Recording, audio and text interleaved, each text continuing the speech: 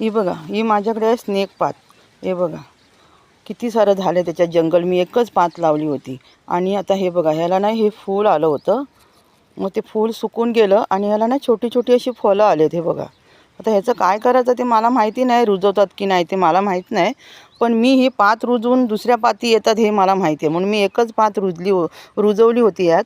आणि हे बघा किती सारे त्याच्यामध्ये आले बघा, दिसत असेल तुम्हाला. बरणी पूर्ण जंगल झालं आहे बरणीमध्ये. आणि ही काय असं म्हणजे 8-10 दिवस 6 महिने नाही, वर्ष झालं आहे याच्यामध्ये मी लावलेलं. आणि किती सारे झाले ते बघा.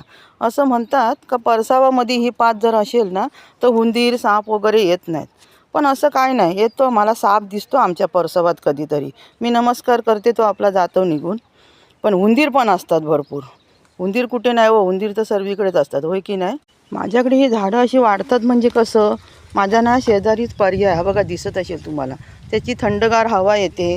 आणि ना आम्ही रोज ना असं शोपीसच्या झाडांना पाणी वगैरे घालतो भाजीपाल्यांना, म्हणूनसाठी ना चांगली ही झाडं माझ्याकडे होतात. शक्यतो माझ्याकडे झाड सुकत नाही.